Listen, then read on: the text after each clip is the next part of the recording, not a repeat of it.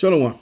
First and foremost, I want to give all of the praises and the glory to the Most High and His Son, Yahweh, Ba'ashem Yahushai, Ba'ashem Rakah Quadash, and double honors to the apostles of the great millstone that have taught us this truth, and to include the elder bishops on down, and Yahweh Ba'ashem Yahushai Brakatham to the overall elect, whom this gospel is for. And this is going to be measuring the times news update. What's the date? The 9th. I think it's the 9th. No, it's the 8th of June, 2026. And it's your brother Laban. And so we're going to get into some news over here. As you can see, Moab is turning to pacifiers to relieve stress. So let's get into it. As this reads, rather than relying on traditional remedies like therapy or supplements, many are purchasing these adult-sized silicone soothers, which are widely available on major e-commerce platform such as Taobao, JD.com. And I mean, that's as well as I'm going to read. It's clear, it speaks for itself. What's going on with these nations. The world is under a great deal of stress. This is the result. You have people that are going insane, which, this is what this is. I mean, come on, how you going to be a grown adult with a pacifier in your mouth? I mean, this is madness. But I want to also bring this in the mix too. This is Deuteronomy 30 and verse 7. And as this reads, and this is the only way I could boil it down to, man. And the Lord Yahweh thy power will put all these curses upon thine enemies and on them that hate thee, which persecute thee. And why did I bring this precept out? Well, here goes Deuteronomy 28 and 28, as this reads. And the point is this over here, this sentence in over here. The Lord shall smite thee with madness and blindness and estrangement of the heart. So these curses came upon us because we disobeyed the Lord. And this is what Moses was telling us. If we disobeyed him, we didn't keep the commandments, that all of these curses from verse 15 onwards would come upon us in different periods of times. And that's what happened. All right. And one of them being is that we would be smitten with madness. And that still stands today. You got a lot of Jakes that have suffered mental illnesses and what have you, right? And so now what you see here is you have, grown folk among Moab that's turning to pacifiers, man, right? So, I mean, it just goes to show you how the Most High, little and little as time progresses, he's bringing the soundness down of these nations. They're ready for the taking, man. They're ready to be ruled over, Let's even bring this out. I want to change the topic now, and I want to talk about these data centers, these AI data centers that's having an effect on American people. And you have people that are taken to the streets, and a certain amount of them anyway, that's taken to the streets and complaining about it, especially this woman, Erin Brockovich, her name is, as I'm going to play this video, and we're going to get into this as well.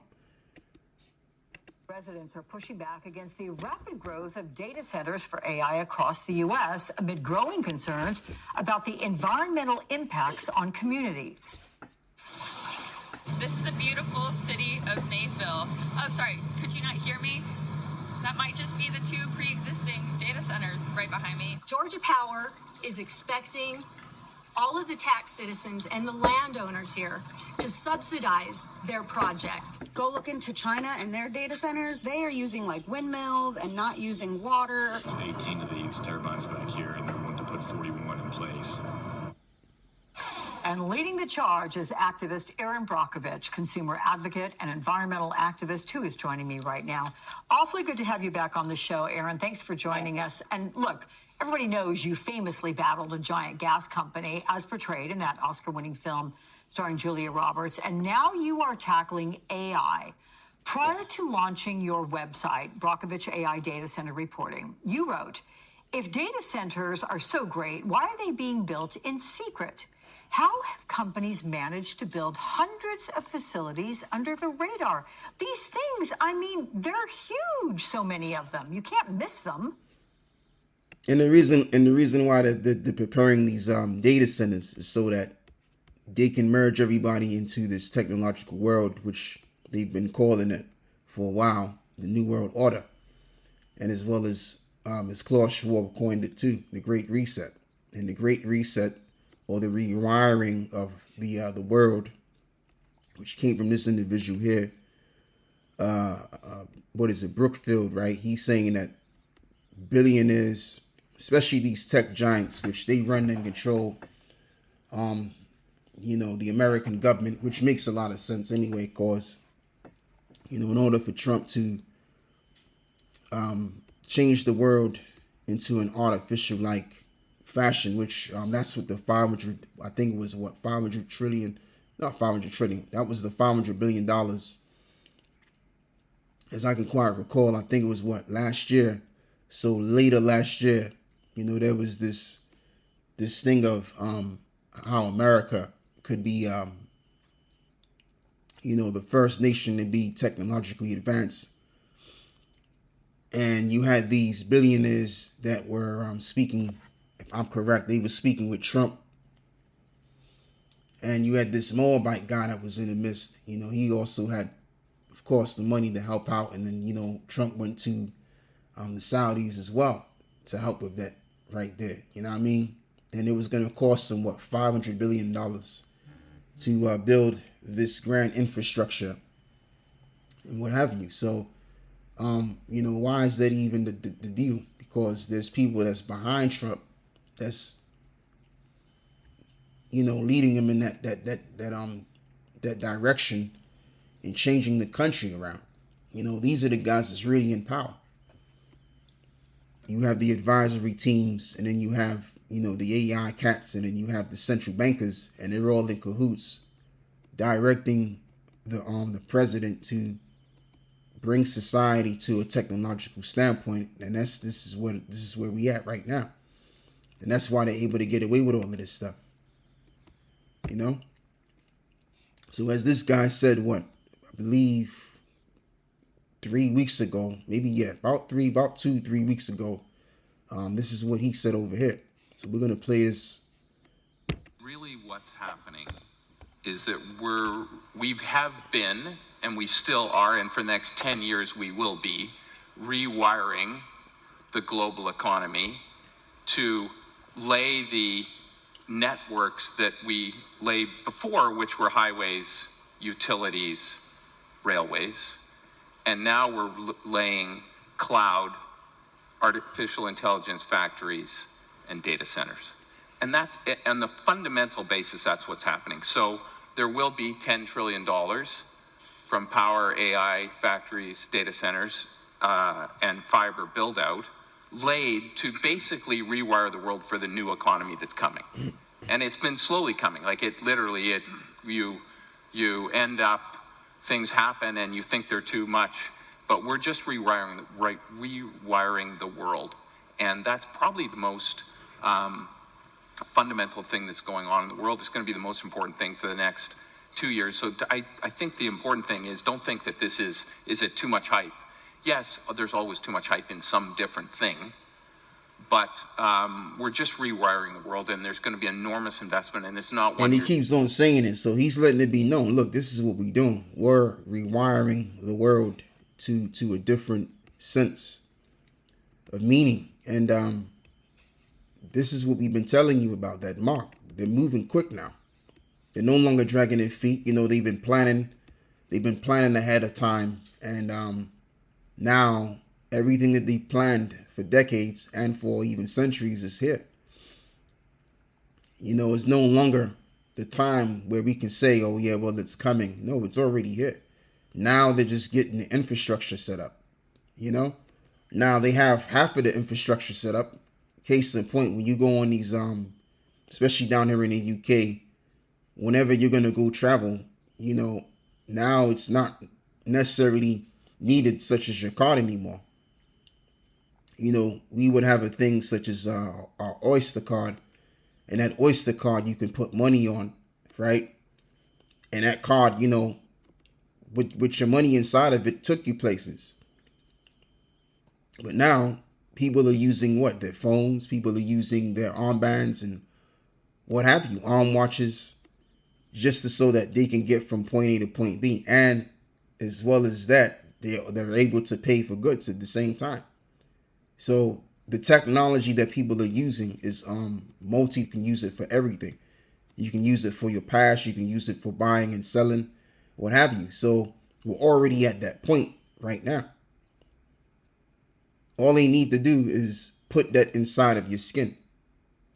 Because what operates these techs, or these form of techs that people are using, is a chip that operates all of that. So if the chip is inside of you, you'll be able to do multi-dimensional things. And that's why now this leads me to the topic of discussion with Elon Musk, when he said that, oh yeah, well, this brain chip is gonna have you be able to do you know, Christ-like things, something along those lines you mentioned. And there was this Jake that was showcasing the tech that he had in his skull, right? And he was able to change the color of his eyes, and he just looked demonic, man. The guy looked like he wasn't even a real person. You know, he looked oddly weird enough, to say the least, amongst the people. You know? So this is where they're at. Esau got the technology already, like where people are at technologically wise, 20 years ahead the government is. So we're already here. We're already at this point of no return. You know, all he got to do is come with a good enough crises, or a multitude of crises, right? And I don't mean that much. A multitude of crises. All he got to do is come with like maybe about 5 good crises to switch the whole frame of society up, to have you believe, okay, well, you got to go get your we got to see who you are, and you have to go get some sort of a digital ID in the form of an implant. They could do that. They already got everything ready and set up. All they got to do is, before they get the ball rolling, set up these data centers, which they're on the move and doing right now. Once they got that set up and many other things to complete the infrastructure, they can just come with those crises. Okay? And all of these data centers is getting in the way of the farming, and as well as your water. And it's upsetting things, man, because at the end of the day, Esau doesn't care about the well-being of his people. He cares about the well-being of his people in regards to those that are in cahoots with the plan. Psalms chapter 10 and verse 5. His ways are always grievous, and thy judgments are far above, out of his sight. And as for all his enemies, he puffeth at them. He hath said in his heart, I shall not be moved, for I shall never be in adversity. So basically, Esau has a God complex. He believes that he cannot be overthrown, especially when they sealed the deal with this rewiring of society. They can really call themselves gods with AI and all that stuff. And now can't nobody take them down for shit, because they just got it all together technologically. You know, they got you hook, line, and sinker with you being chipped. And with your chip, they can read your thoughts. They can mark your steps, so to speak. They can even see what you see.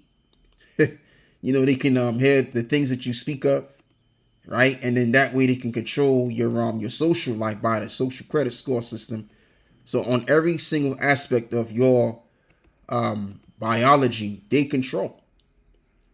So that's what you call godlike level of power right there. And that's what they want to tap into, you know what I mean, through this technology. And then if they can do that, then they can do other means, and they can basically reframe all of that, which is what the Lord created. But they ain't going to get that far, because the Most High ain't brought them on them kind of levels. You know? Now, Esau got it going on, but from a one-dimensional standpoint. But see, us, we're going to be gods from a multi-dimensional standpoint. That's going to be the difference between the sons of God and the sons of the wicked. The sons of the wicked, they going to have some kind of sort of like godlike power, but they'll never be able to access the kind of godlike power we're going to be able to access, that Esau can only but dream of. Now, as it reads, his mouth is full of cursing and deceit and fraud.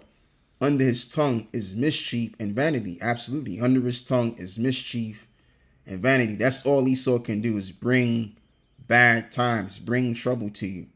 He's the man of trouble. He's the man of perdition, or the sons of perdition. They can't be any other way. He sitteth in the lurking places of the villages. In the secret places doeth he murder the innocent. Right. They just had a what is it? They just had a Bilderberg meeting in the month of April of this year.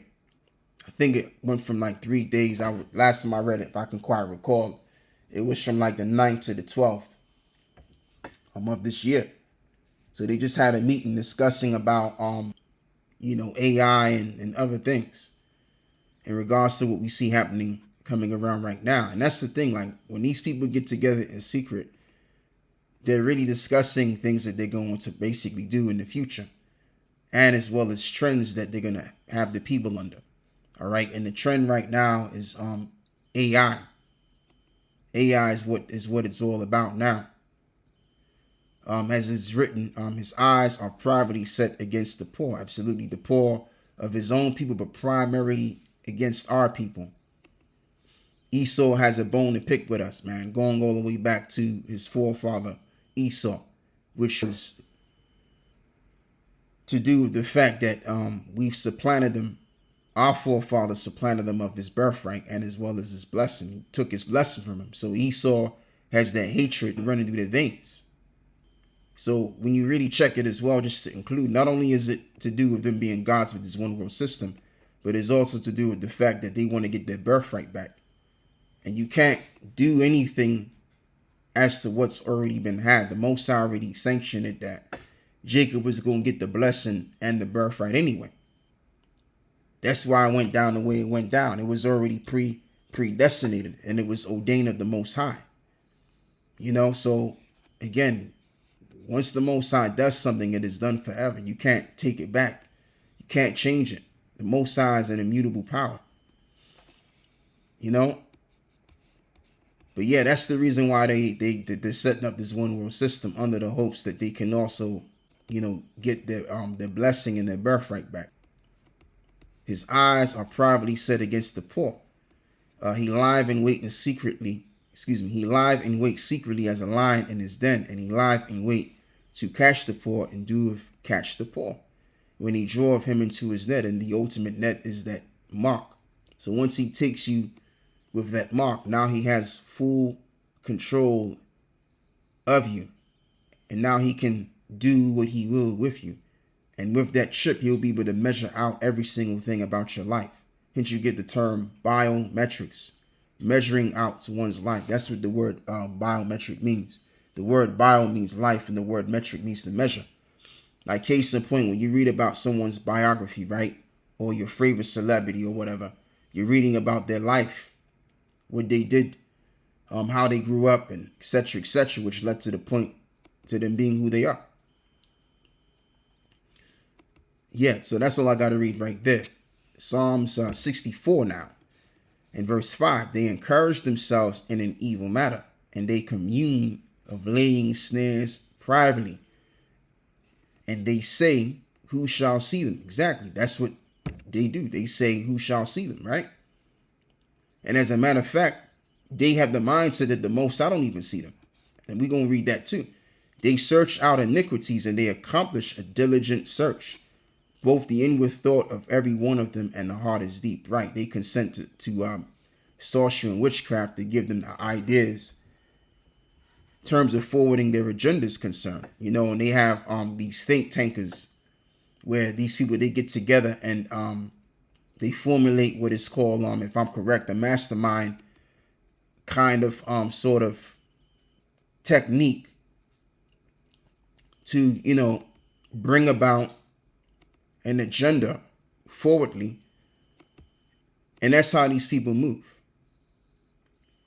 right? And the reason why, and this is the thing, the reason why people are being overcome by the very few, because the very few, okay, yeah, they're the wicked, but at least what they do is they stick to their plans. When you look at the mass majority of the population, everyone's divided. You have reasons to do with the parties, reasons to do with religion, reasons to do with race. All of these things have divided everybody, and even mainstream media has confused a lot of people, and all of the above. So people are really soaked into confusion. You would usually think, okay, well, if you have the mass majority of the people, then there should be power behind that. But when you check it, that's not always the case. You know, if the masses are not organized with themselves, then there's no way anything can work. For the sake of them wanting to see a better world, and they don't have the wisdom. The average person doesn't have the wisdom and the understanding to even overcome these devils. Okay? And like I said, they're disorganized. They're divided due to parties that they're involved in, due to religion, due to race and what have you, and various opinions that people believe in. So this is the reason why nothing works for the mass majority of the population. But you see us, on the other hand, we're the same just like the elite, but we're rather much more organized, because even among the elite, there's quarrelings, there's all kinds of things that are going on behind the scenes in their world that's just not going right. And you can kind of see that sometimes, right? When you look at Billy Boy Gates and people like Tony Blair and all of these cats, like, you can kind of see that there's a struggle.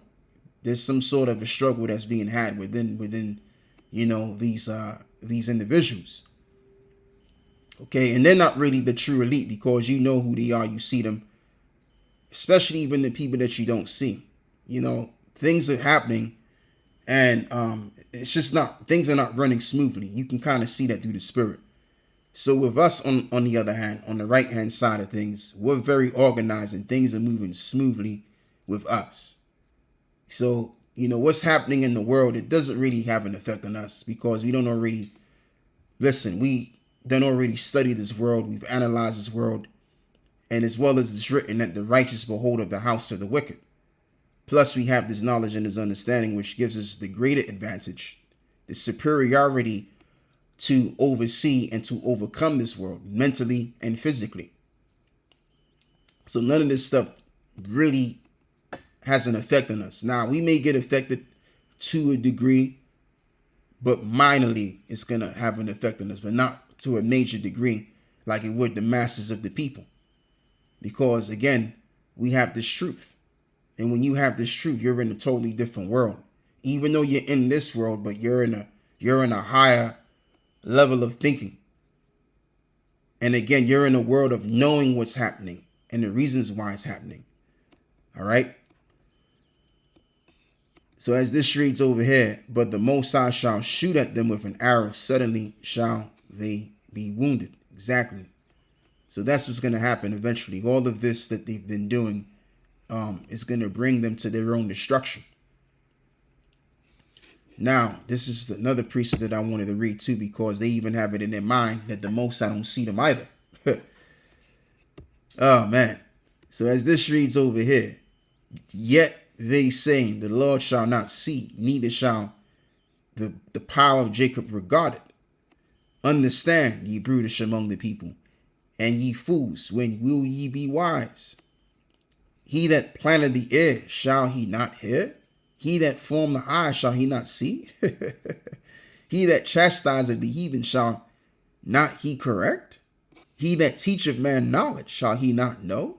The Lord knoweth the thoughts of man, that they are vanity. Exactly. So whatever negative thought that you think or you have against the Most High, that's vanity. It's nothingness, because everything that you think about, he sees. Wherever you are, he's there. All right? Whatever's said in secret is made known in the spiritual realm. All right? And it's going to be made known publicly eventually. And this is how you know that we're in a time of Esau being revealed, man. Everything that Esau's been doing in the darkness is now come to the light. You know, we know about the get together parties that they have, man, and the rituals that they work, and the bloodletting and all of that. Listen, all of that has come out. But there was a time and a point where we didn't know about that stuff. But now we know everything.